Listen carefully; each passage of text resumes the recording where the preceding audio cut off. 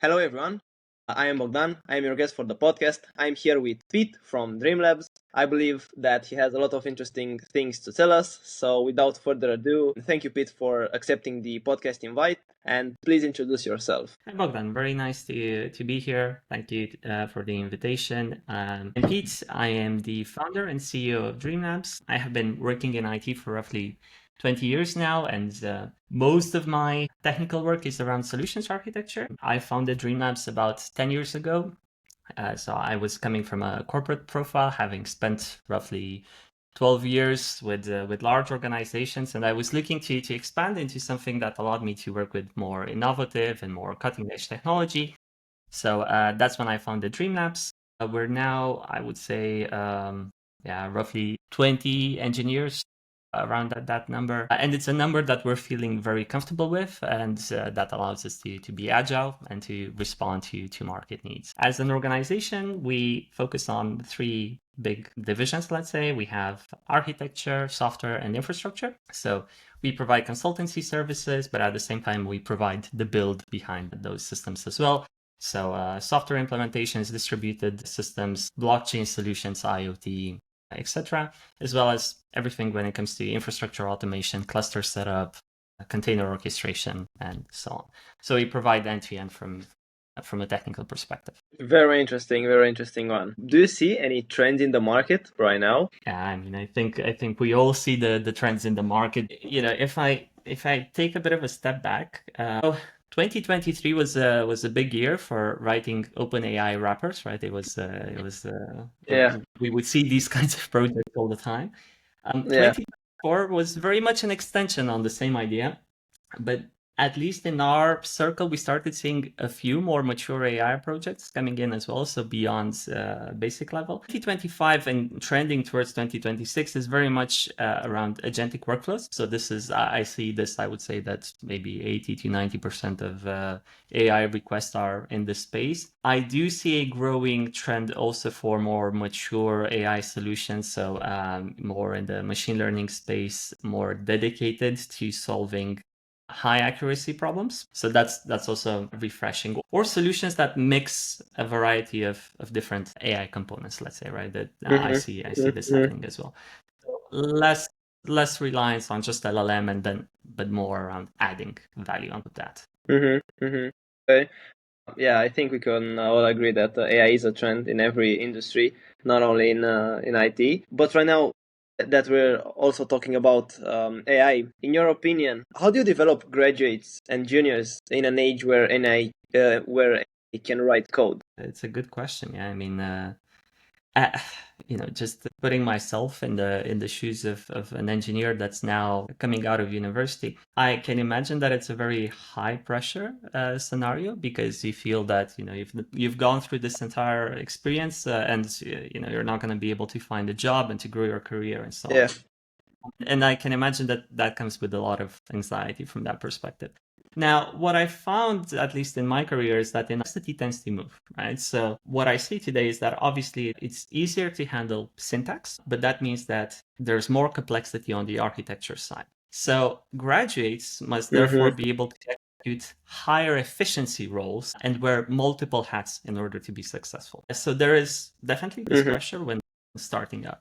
So the days of writing CRUD endpoints, they are behind us, right? They are not coming back. I think it's very important for graduates to be able to understand how their code fits into an organization, how it fits into the overall user experience and the overall deployment and solutions architecture. This is definitely not an easy task. So I think that mentorship is more important than ever, right? Because being able to access all of this information is hard, right? I mean, it's not what people are prepared to do in university. It's not what most materials prepare people for. So mentorship and having senior staff that is available to support juniors is incredibly important throughout this period. That being said, we're seeing some good success. So growing juniors is one of our main has been one of our main success factors over the years, right? So we see some very good results with people who are focused, who have a good eye to detail, and that are fast learners. So I feel like this combination of attributes lets people succeed in this industry. But it's definitely tougher Okay. than it. Yeah. Okay. Is there anything for you right now that's making the landscapes more challenging or easier to operate? So I think that it's both, right? It's easier because every single executive has AI strategy on their planning right now. If they themselves don't have it on their own plan, then their board is forcing them to do this, or their competition is forcing them to do this. So from that perspective, it's easier because there are plenty of leads in this space. On the other hand, the problem with AI projects in general is that it surfaces our weaknesses with data siloing, data organization, right? So you don't have the materials to be able to actually implement those AI projects. So the challenge, I would say, is in being able to articulate the return on investment for a particular project that is being developed, right? I see this as a challenge. That being said, I did find that low cost, high impact AI solutions are the sweet spot in the market today, and this is what I hear from partners in Latin America and so on. So it seems to be kind of a global trend from that perspective. So projects where you can deliver value in 90 days, right? Instead of creating a plan where phase 3 has the machine learning and AI components, right? You look at providing Okay. something that can generates ROI in 90 days. Okay, this is very interesting. Right now, let's talk a little bit about the marketing side. As we all know that marketing is present and very important in every business. How do people find about yourself and your business as well? Yeah. So I would say that 50 to maybe 70% of our pipeline is pretty much word of mouth, right? So we have very high customer retention. So our customer retention is around 95%. And we're blessed with people that are happy with the solutions that we build, meaning that we get recommended further on. And that's typically one of the most important metrics for getting your foot through the door, right? The remaining percentages we grow through partnerships with organizations that have complementary skills to our own. These might be product studios, right? They might be AI education partners or organizations where together we can offer a stronger service. This allows us to target more specialized markets, even though us as an organization, we are very much generalists, right? So we do see strength in sticking to having general solutions. I feel it keeps you very competitive. If you go for this approach, it's definitely tough and it's tough to sell. But through these partnerships, we can expose that. Yeah. Mm-hmm.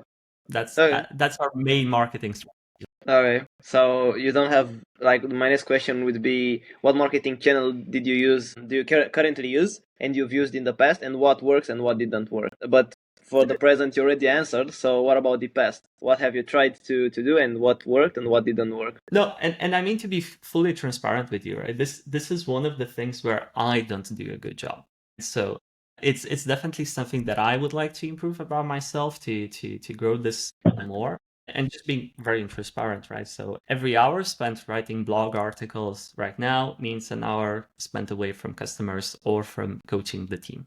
And that's a trade-off that doesn't provide value to me right now. But it is definitely something that I would personally like to do better. I can talk about our most successful marketing initiative, which was for me to build our website back in 2016. And full transparency, it's something that I've built in one afternoon during a weekend. And it was our website for, basically until earlier this year. This website helped us get to 2 organic customers. We've sold roughly 500,000 euros worth of software to these 2 organizations. And it was literally a single page. So these customers, they were interested in really profiling the market. It let us put our foot through the door. And then this allowed us to actually sell at very competitive rates and to be able to onboard those customers for several years. So I would say that sometimes good enough is good enough. This is a great manifestation of spending a couple of hours and generating a lot of revenue. Yeah.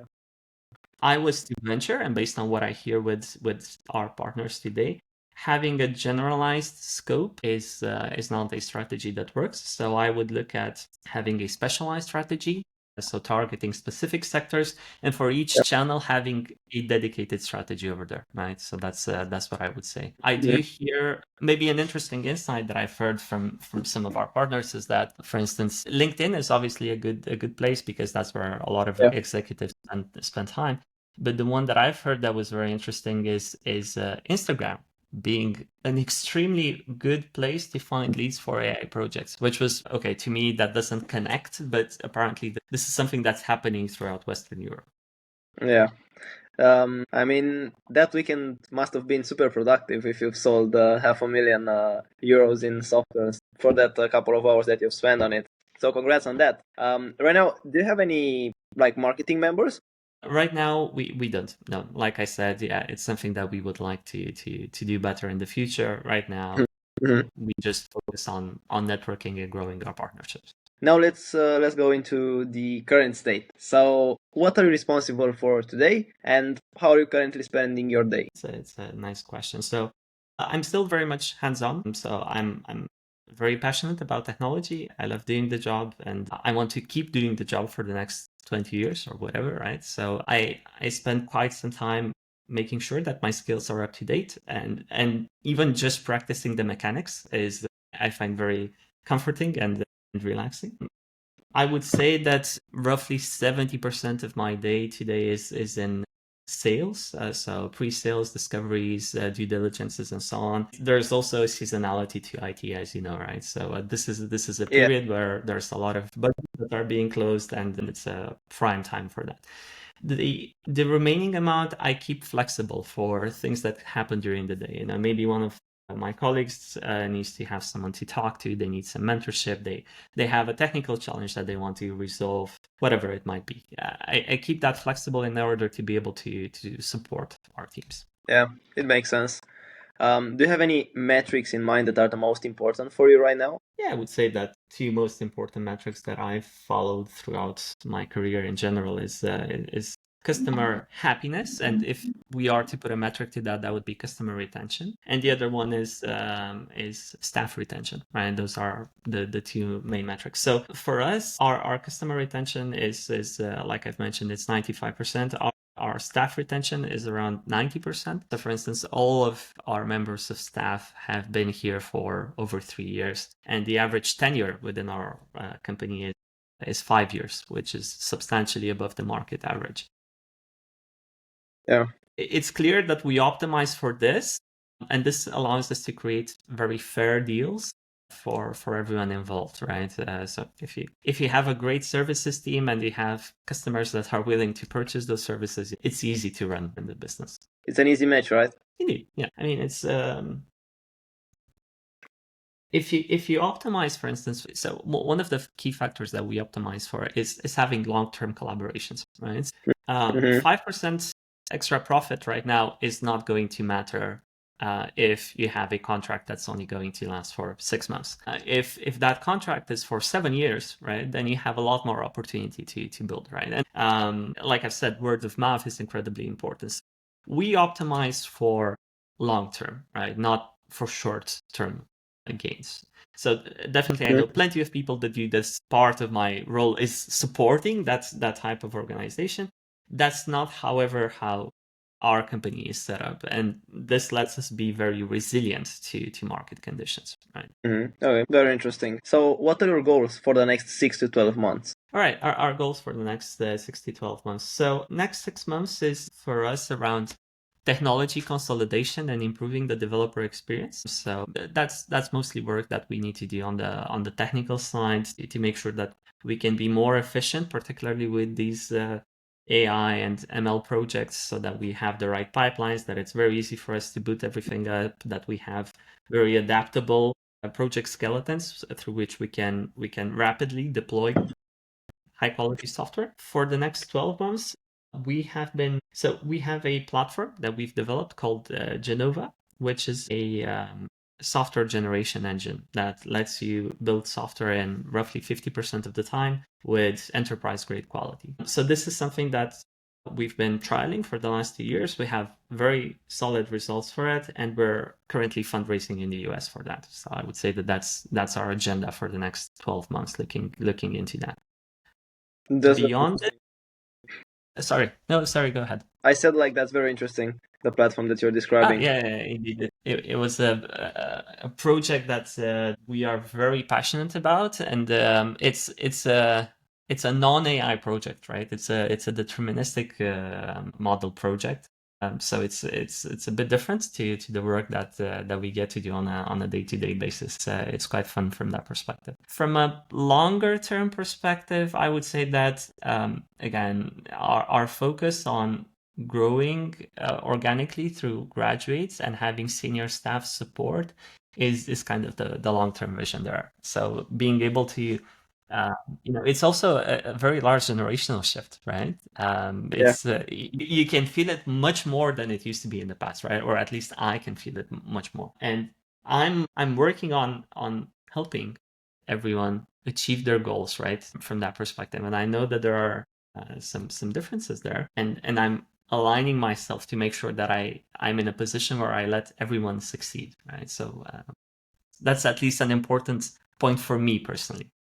That's very interesting. What matters, because the questions kind of connect, what matters more than anything to you right now? Yeah, I mean, from a personal perspective, I think that anyone who has kids, and I mean, the answer is family, right? That's my top priority always. But when we talk about a professional perspective, like I've mentioned, customer and colleague happiness, these are the two most important metrics for me. It's not, again, on maximizing revenue or profit, right? That's not my perspective with this project. It's here, this is around long-term sustainability, which means working on having very strong foundations. And this lets us, for instance, have, we have colleagues that we've been working with for over 10 years, right?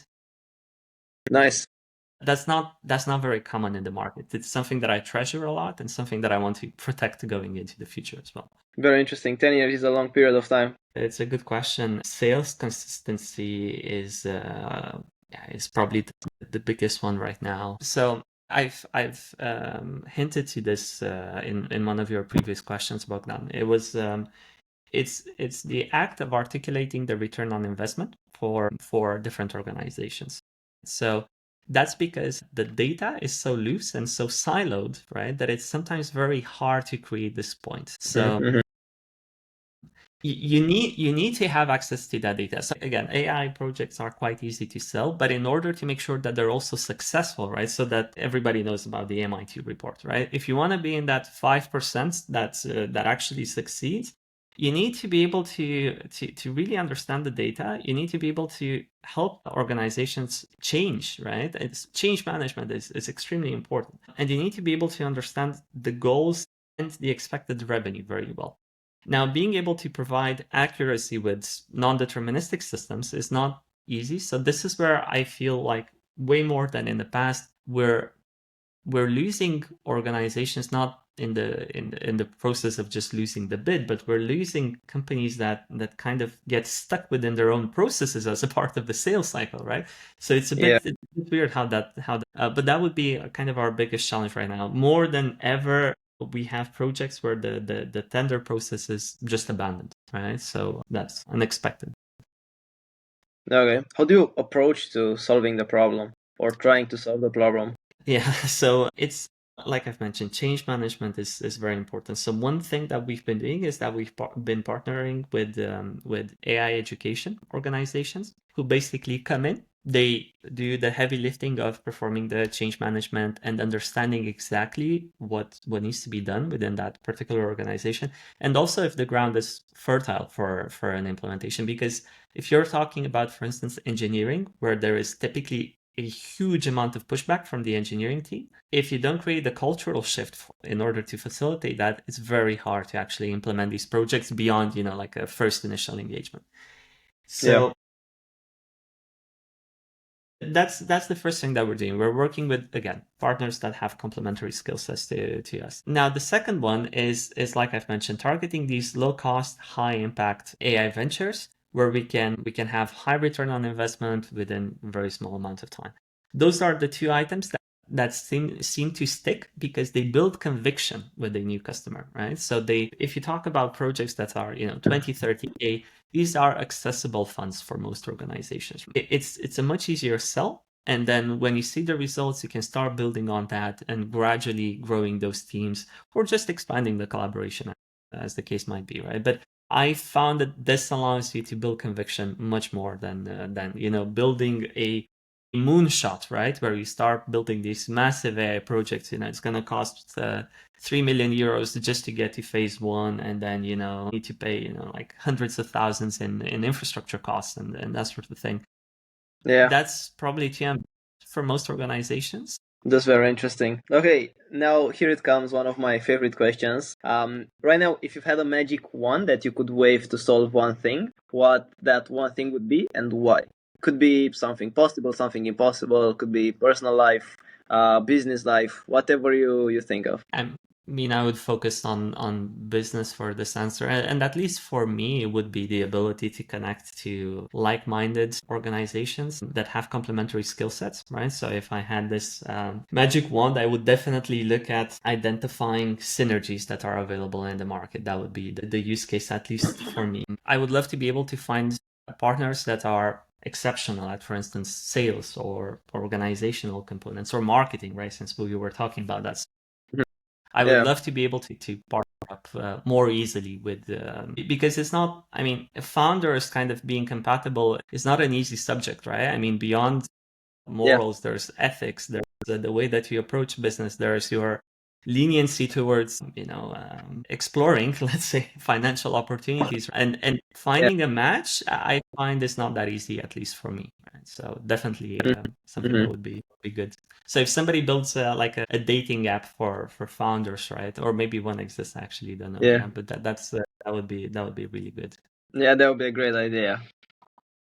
Okay, these are all my questions. Right now, if you want to leave a message to our audience, the people that are watching, or just in general to the world, here is your chance to shoot your shot. Yeah, thank you very much. So first off, thank you for having me on the show. It's super nice to see these podcasts growing, and it's nice to have to see this growing in Romania. So thank you very much for setting this up, Bogdan. As far as addressing the world, it's too large of an audience for me to capture. But what I would zoom into is maybe more like closer to a message towards my son, right? So one thing that's been on my mind a lot recently is so I would ask him to stay vulnerable, right, and to stay open to others. And the reason for that is, as soon as you start closing the door, as soon as you start bringing up your defenses, the entire thing stops, right? But if you stay vulnerable, even though you might get hurt in various situations, then this is the path to proceed. It's a very gentle and a very tender thing. It's very much like peace or democracy, right? It's very easy to lose this, right? To say you don't care, to stop, right? So vulnerability, I feel, is just a message that I would like to share with the audience today, right? See if you can maybe try to do this today with someone who's close to you, right? Just as a one-shot thing. Okay, thank you very much for the message. And thank you very much for the kind words to the podcast. And again, thank you very much for joining the podcast. And thank you to the people that are watching right now. And we will see you in the next one. So yeah, thank you.